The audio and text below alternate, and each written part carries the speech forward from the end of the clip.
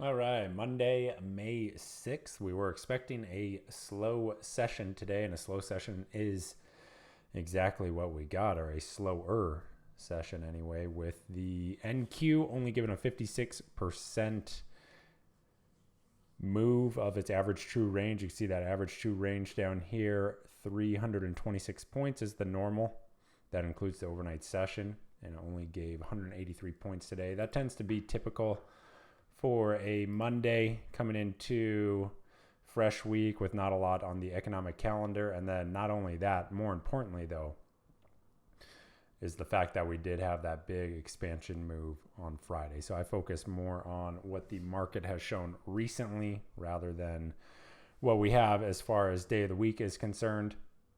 But either way, a bit of a slower day today. We did have a couple of decent opportunities today in NQ. One of the main watches was how price traded versus that prior day high. We talked about that this morning in the pre-market prep live stream. You could see that initial sell right off of the open. You got a perfect signal bar right there at that prior day high. Phenomenal long opportunity, and then another great long opportunity right through here, right at VWAP on NQ.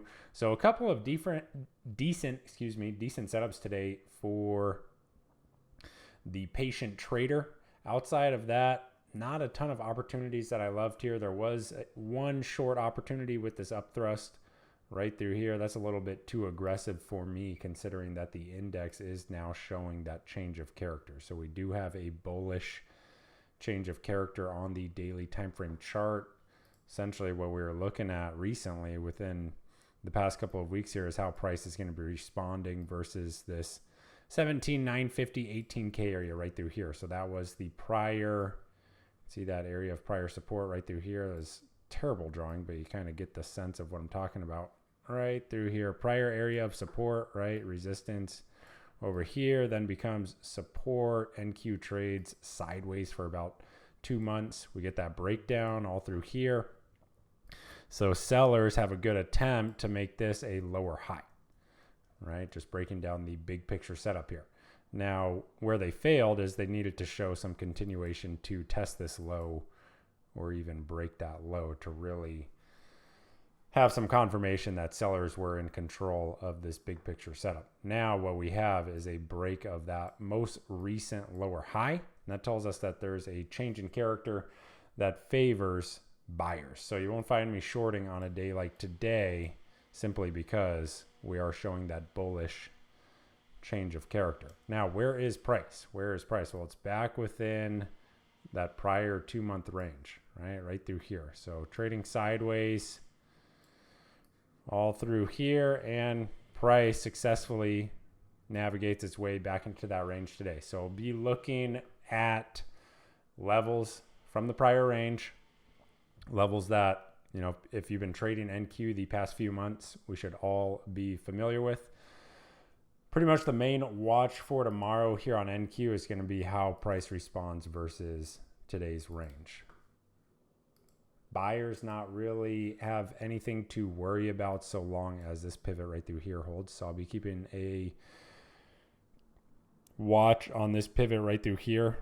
More so is going to be something like this, more like 950 into this 18100 area. And this is a daily time frame pivot, so it is going to be a little bit wider than what you might be working with on like a 15-minute chart or something like that. But so long as buyers can continue to now defend this change of character point on the daily time frame chart, they do not have a ton to worry about. Some of the notable upside reference points are going to be that daily time frame volume point of control right through here, that 18,270 area. This is, I believe this is the year-to-date volume point of control. Let me verify that.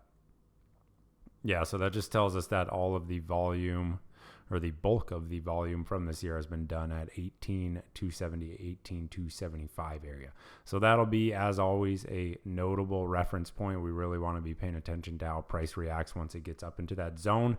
But as far as the setup is concerned, definitely looking much better for long opportunities just based on the current structure. Okay, so main pivot as far as the higher time frames, it's going to be this 18K area, this shaded area right through here. As far as tomorrow, what I want to see essentially is how price is going to be trading versus today's high. very similar approach to what we did today. Want to see that reaction versus that 18,200 level. Now ES, pretty similar story. Look at the move here into the close on NQ. So pressing the highs into the close, just shy of our upside 18,200 level of interest here. 5 minutes until the closing bell.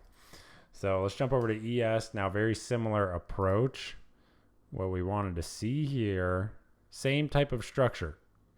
All right, I wanted to see how price was going to be treating that near-term pivot right there into that 5150, get the breakout on Friday, and then into today, what we want to see is, can buyers defend that prior day high if it is retested? Well, it's not retested. You have a gap higher, opening 5-minute bar shows that tail beneath it kind of resembles a bit of a hammer in shape, right? Not a green candle, but as far as the shape is concerned, a bit of a hammer there, and that marks the low for the regular trading hour session. Price never looks back following that gap being defended. So generally speaking, just as a rule of thumb, if you see that gap holding within the first half hour of the session, meaning into 10 a.m., and it continues to hold, odds are gap is not going to be filled, at least for that session. Doesn't mean it can't be filled future sessions, but at least for that session, that is a general rule of thumb that has served me well over the years. Something you may want to keep in mind moving forward if you were trying to fade this move all day. Now remember, big picture setup shows a bullish change in character. So you want to be careful trying to short on a day like today, especially with that 5150 continuing to hold. This is where a lot of traders get into trouble. Start fading the move, not realizing that the big picture setup is showing something that may not favor, a short on a session like today. Now let's take a look at the daily time frame chart, because this is kind of the main focus for now. Let me flip over to the year to date. So this is a year to date look at ES. You have the change in character triggered technically on Friday, but we're looking for that continuation today, simply because had we seen a sell bar today, we would consider this a failed attempt, right? So you get the continuation today, that's strong confirmation. Price is now retesting that prior breakdown point in the 5195, 5200 area right through here. You can see held right through here, right? Finally broke down Friday, April 12th.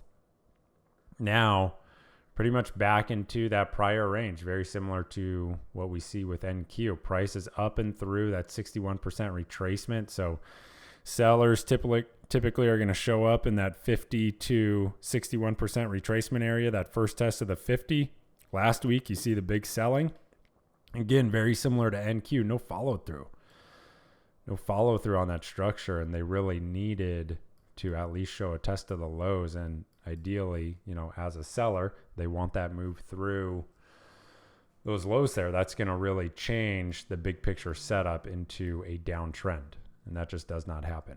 So price now back into that prior range, that prior structure from early April. What we want to see now is how this 5200 area is going to be treated. 5195, 5200 going to be the key watch headed into tomorrow. The main structural point currently is down through here, 5150. So remember, this is the main watch for this week, like I outlined in the weekly kickoff.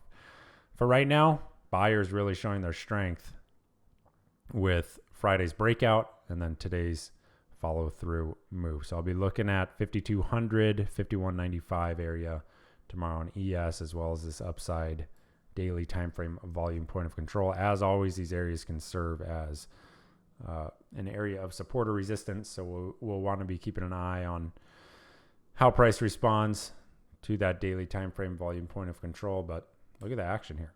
This is strong buying. You have consecutive gaps higher that get then defended, right? Buyers step in following those gaps. So good looking turnout from buyers. We'll see if this move shows any type of continuation.